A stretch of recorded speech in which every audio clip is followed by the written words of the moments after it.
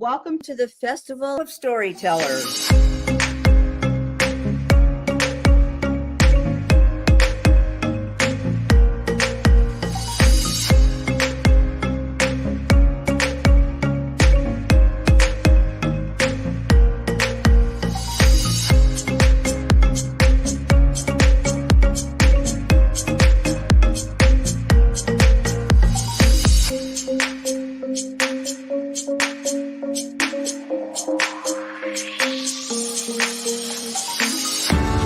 I can't tell you how excited I am to be on right now. It's been a couple of weeks of excitement, getting prepared, and I've done a lot of things in my life, but this has got to be close to the top. Thank you, Reader's Magnet, and thank you, John, for putting this forth and taking the chance on our authors in presenting this out to the world. I've enjoyed this immensely, Joanne. Ellie, so have I. Thank you for who you are, and thank you, Reader's Magnet. You all are beautiful, and you've worked so very hard, and we are blessed. We are. I thank everybody that's involved with this process, because we know writers need readers and writers need publishers. We thank Reader's Magnet and everybody that's involved. I love Reader's Magnet. They say, we share your stories with the world.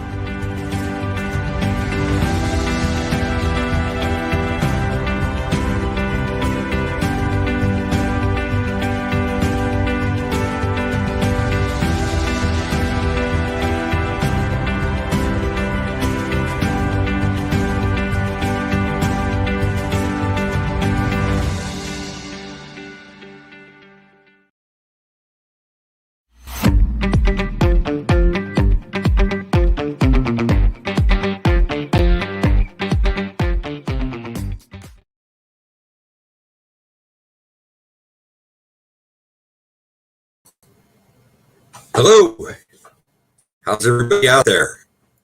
Hope you're having a great day, evening, morning, whatever it is. I'm M.A. HADDAD, and I've written a book called The Shadow of the Staff. Tomorrow is just a day away. It's actually the second book that I've written. The first book is called The Shadow of the Staff, A Wizard's Revenge. So both are interesting, and I know that the second book is due out any day, and that's the book I'll be talking about because it's the follow-up book. But really, in order to get a whole feel for the story, it all starts out with the shadow of the staff. And pardon me while I try to get used to using these devices. Not really up to speed on it, but the second book, tomorrow is just a day away, just as a continuation of the story that is started with the first book. It gets a little more complicated, I believe, and I'd like to think that the characters become more interesting and that the plot thickens, as it were, and there's a little bit more twists and turns. The first book has been compared or mentioned in the same genre as Tolkien and Lord of the Rings, which was an inspiration for both books, actually. But I've tried in a second book to start to go my own way a little more with the story. And so there's some really good, interesting twists. And the characters that I put in develop a lot. And then I've added a whole lot of new characters. Some from the first book come back. Some are new to the second book, and where it goes from here, we'll find out with the third book, which I'm getting to work on, which is called Shadow of the Staff, Torden's Journey, and that should be out sometime in either late spring or early summer. I'm not sure which at this point, but it'll be out around that time. As far as what the book is actually all about, I guess it's kind of a good versus bad story. We've got humans, we've got orcs, elves, wizards, and of course men. And trolls, those type of things. And they all interact with one another throughout the story. And one of the things that I've always been kind of frustrated with myself is that most books infer somebody's power. I think Tolkien was really good at that. He inferred the power that the elves had. He inferred the power that the wizards had, but you never really saw it.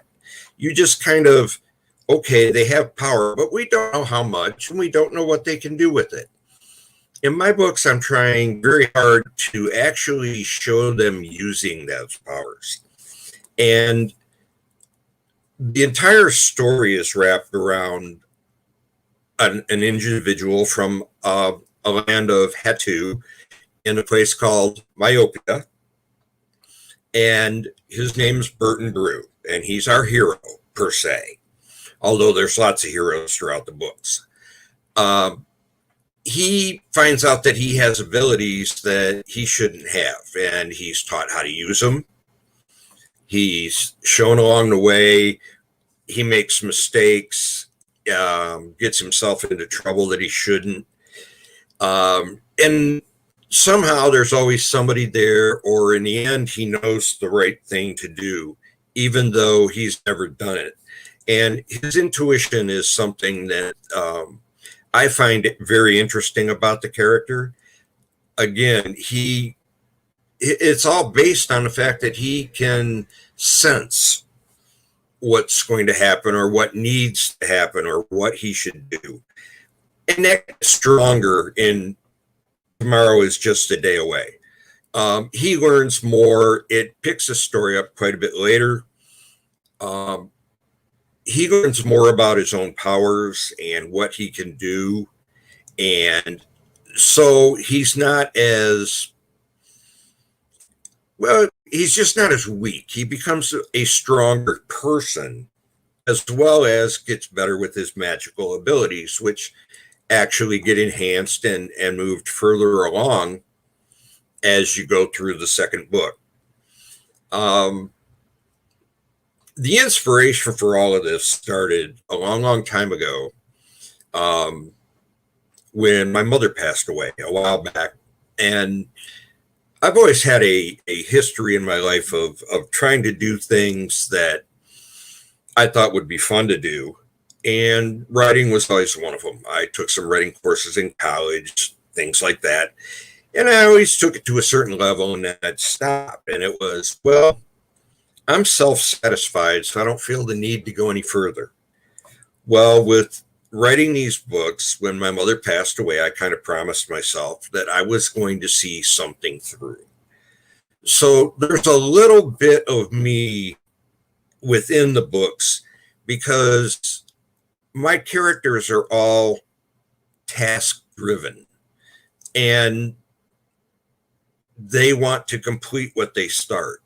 And they want to do the right thing, and they're set upon going out into their world in HADDAD and trying to rid their world of evil, whatever that may take, whether it's through magic, through a large army, diplomacy, whatever comes along. But that's the driving force behind the book itself, is the development of good versus evil. The fact that evil, no matter how hard we try, it always comes back and has to be dealt with again, unless you deal with it properly the first time. And again, that's part of the premise of things, is that there wasn't any follow through. Just like there was in my own life, there wasn't any follow through with carrying on after they defeated their initial enemy. And then 2,500 years later, it all comes back, and in the dark, while nobody was looking, the enemy was building an army. The enemy was forging a plan. And above all, the enemy wanted our hero and still wants our hero. So the steps to get to that part are really fun for me. I've tried to infuse different personalities with different characters all the time, trying to stay within a focused goal. But just like we all do in life, the characters every now and then get thrown off course. They go in a different direction than they expected to. They wound up in a place they didn't expect to be, and they had to deal with it to the best of their abilities. And sometimes it works, sometimes it doesn't. I don't want to give too much away on that kind of stuff, because that's, you know, that's part of the reason for doing all these, is to give people the enjoyment of reading what I've written and having a nice time while reading it and catching up and trying to put themselves into some of those situations and realize that there's a little bit of all of us in the characters. Some are flippant, some are very stoic, and it's been a labor of love for me to do it and to write the books. And I'm really looking forward to getting on to the third book and getting that going. But right now, it's just trying to get myself used to all of this. I've never written anything else before except for college or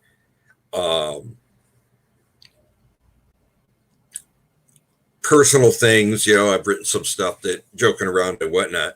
But I think that a good story, and I'd like to think that so far I'm telling a good story, is you can't follow a certain path without people questioning or wanting to know more or trying to figure out why this character is this way and why the story is going in the direction that it's going. That to me is a large part of what makes a good story, but I think it's character development as well as story development. Everybody has a favorite character from every book that they've ever read, whether it's Great Expectations or any of those classics that are out there. Everybody has a favorite. So that is what makes a part of a good story to me. And then, you know, when you do those things, you also got to take into consideration, like, what my family thinks about it all. Well, I don't have a really big family anymore. Unfortunately, time has taken a toll. But my sister is very, very supportive of me, as my cousins have been. And they like the writing, and they're really interested in it, and they're behind me. It's kind of impressive. I've got a lot of support from my friends as well. So becoming a writer, I guess, is it's a combination of a lot of things. And I think that everybody I know at least respects me for it. And that's kind of nice. That's a good feeling. I think every writer should want that. I think that, you know, having people respect you for your writing is just as important as writing itself. So that's where my family's at with that. My sister is hopefully out there watching me. I don't know. I told her I'd be doing this, and she said she was going to try to look in on me. So being my older sister, she looks in on me quite a bit and make sure I stay on the right track. So that's the supportive part of that. And like I said, my friends have been very supportive. There's a lot of work in writing, and I don't think people quite realize it.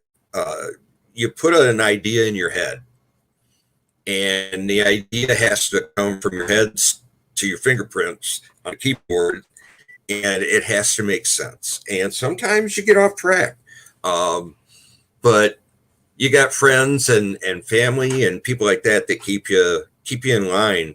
Makes it a lot easier to be a writer, to be honest with you. I think it'd be hard without it. But I've enjoyed it a lot, and I think they enjoy it. And most of the information that I've gotten and what I've done and the ideas are primarily from my own head. Like I said, I rely quite a bit on my own experiences, my own thoughts, my own beliefs. Um, like I said, I don't think that evil ever fully goes away. And I firmly believe that in my heart as well, that, um, you always have to be vigilant. And that's where the story and a lot of the ideas that I have come from is from inside my head. And as I go through it, it's using my imagination, my experiences, and trying to mix the two together so that it doesn't sound too much like a fairy tale, because I really don't want that. I want it to sound more like a life story, and I think it does. I think that I think the book follows a very good path, and that's where I've gotten most of my inspiration from and most of my ideas for books, and how I'm going to write them, how I'm going to play them out. And it's like I said, I'm going to start working on the third book soon, but I'm still developing ideas in my head for that. And it's going to be fun when it finally decides to come out and it wants to be put down on paper, as to the ideas becoming more than just ideas and becoming words that people can read. And that's pretty exciting for me. And like I said, I've gathered some information. The first book is a lot like Tolkien. I have to admit that. That's where a lot of my inspiration came from. And that just led me all to, down the path that I'm on as far as being a writer. I think I've always wanted to be a writer. I just never took the time to write. I've always enjoyed writing short stories. I've always enjoyed just writing in general. When I took college 101 basic writing, it was fun. For a lot of people, it was work. You have to go home at night and write a few pages down and bring it back to next class session and be graded. And I got into it. It was easy for me to do. So I think I really, really struck on being a writer. I'm going to say when I was in high school, probably in my late teens, was when I really started to understand that writing was fun, and that you could convey thoughts through words on paper. And I was always, and I still am fascinated with people who have that ability. Not everyone can do it. I'm hoping that I did it, but not everybody can do it. And it is difficult at times to get those ideas to come out and make sense and follow a storyline.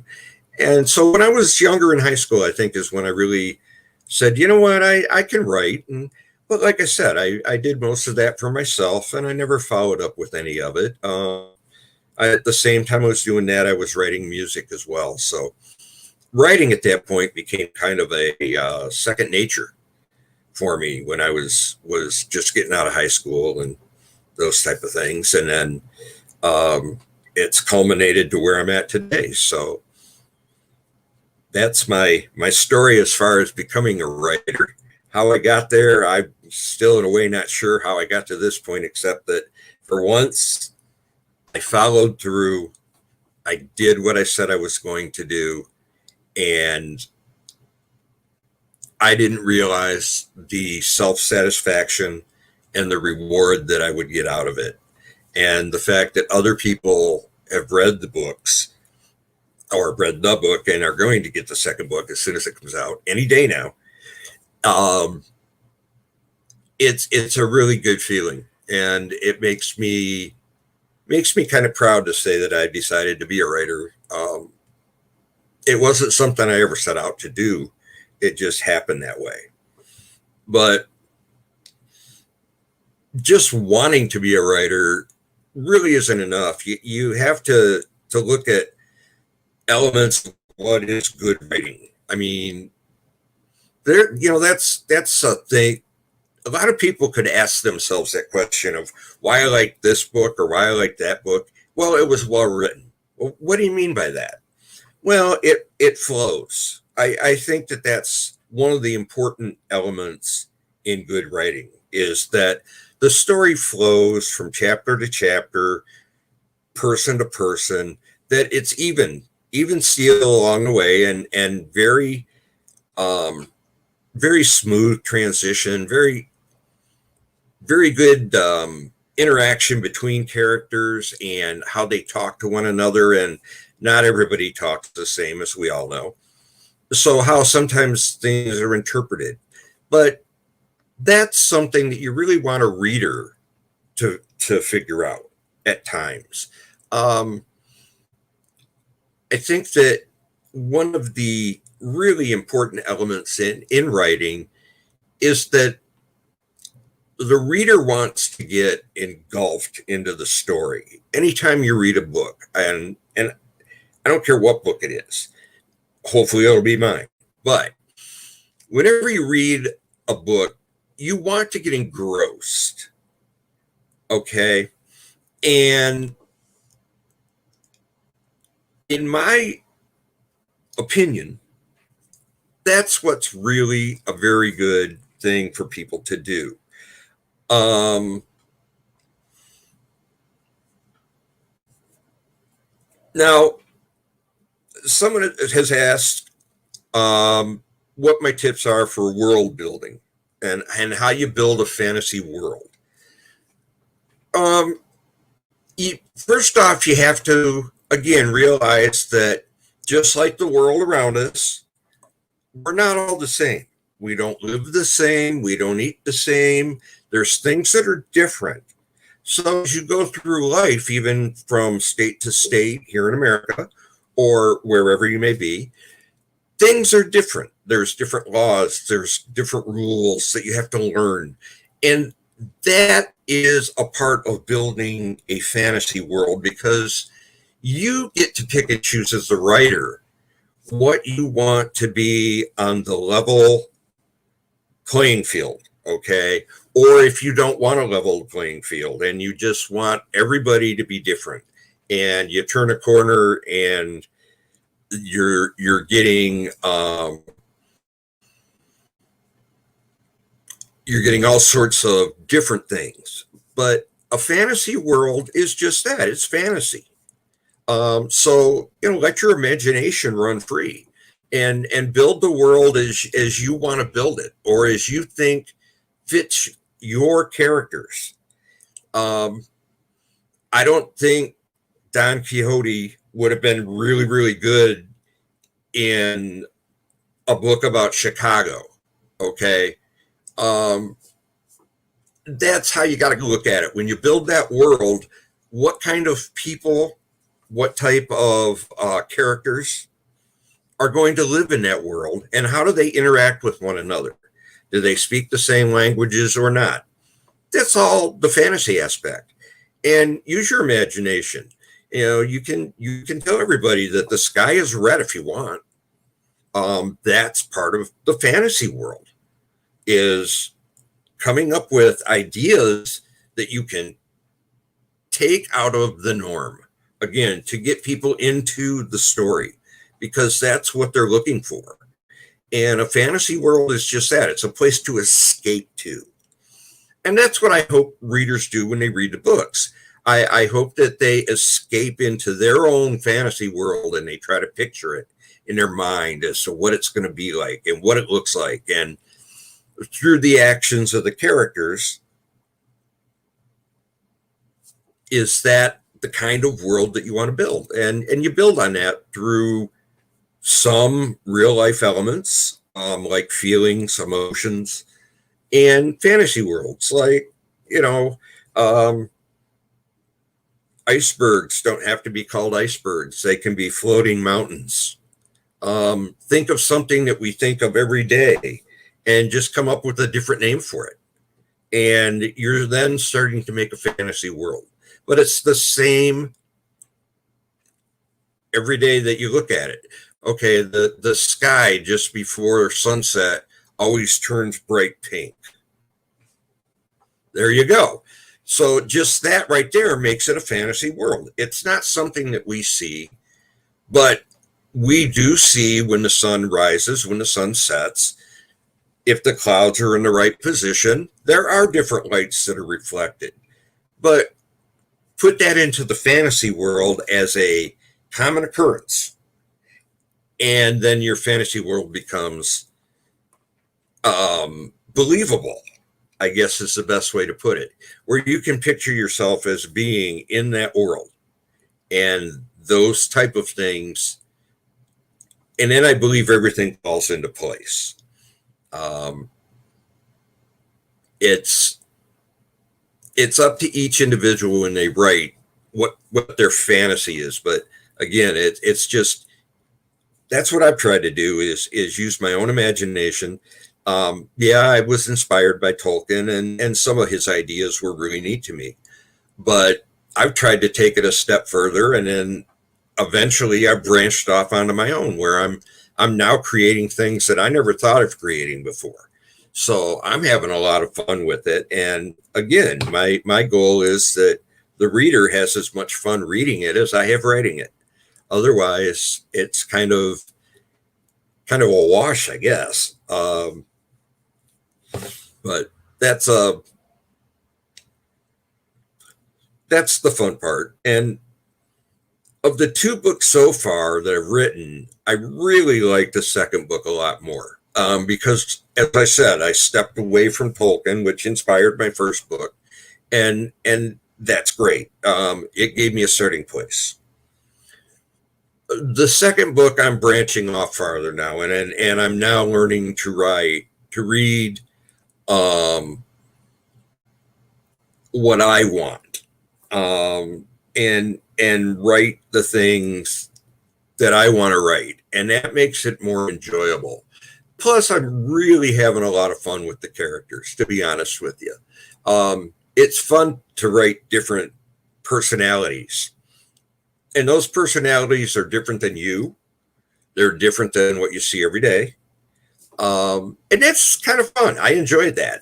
And that's the most important, enjoyable aspect of things to me, is that I've been able to do that, I think. And I think the reader will have as much fun with it as I have. And when you're writing, you get surprised. I've surprised myself with my ability to end a chapter. I've thought back along my life, even when I was a kid, and the books that I always liked, that chapter wanted to send a message to you to carry on to the next chapter. So I work really hard at ending the chapters that I want the reader to turn the next page. And as they turn the next page, I want them to read and enjoy and have a good time with that. And then turn around, and at the end of that chapter, want to keep going. So that's one of the things that really surprised me as I was writing, that I've gotten quite good at that, I believe. But again, that's always up to the reader. And in the end, every writer needs to understand that you're writing for somebody else. A lot of people say you write for yourself. I personally don't believe that. I think that you're writing for other people. And in writing for other people, you get more of an enjoyment out of your work. And it is a work. It's going to be around long after I'm gone. It's going to be read by, I hope, millions of people. And over time, time will test whether or not it's really a classic or not. Who knows? You don't set out to write that stuff. Those things happen or they don't. But I've been enjoying myself sitting here talking to everybody, and I hope you've enjoyed listening to me. And I sincerely hope that maybe if you've needed a little bit of inspiration or a little bit of guidance, that, I hopefully have been able to help. But you can always go to my own personal website, which is MA Haddad Novels and there's ways to order books there, and you can get them through Reader's Magnet. You can get them from Amazon.com, Barnes and Noble, Books A Million, all the places that you can get them online at. So I'm hopefully going to get them on a shelf one day. That's a personal goal. But again, just go out to my website, look around. If you want, please drop a message into hit the blog, write on it, do whatever you feel like. That's what the website's out there for. And it'll give you a little bit more information about me and the stories themselves. So I don't know how much time I have left, but I think it's getting real short here. So I think it's about time for me to sign off, and I will be back here tomorrow, I believe at 5:30, to talk a little bit more about these things. Some of it may be repetitive, some of it may not. So if you have time and you like what you're hearing, or I'm helping you out in any way, shape, or form, please feel free to stop by and see me again tomorrow. And I'll be live doing whatever it is I'm doing. So thank you for your attention, and I really appreciate it. And again, there it is, The Shadow of the Staff by me, M.A. Haddad. And it also comes in hardcover. So you have two different ways to it. And by tomorrow, I will have this down, so I won't look like a moron moving this thing around, trying to figure out I got to do opposite from the camera, whatever I want to do. But as you can tell, pretty good. And the second book is going to look pretty much the same, only it'll have a 2 where this has a 1. And it won't say A Wizard's Revenge. It'll say Tomorrow is Just a Day Away, which is exactly where I'm going to leave this, with saying to you, tomorrow is just a day away. Thank you for your time. And thank you, folks, for allowing me to come out here and talk and do all of this. And again, hit the website, and I wish everybody the best of luck in their endeavors. Thank you. Now I get to decide if I'm just going to sit here and look silly for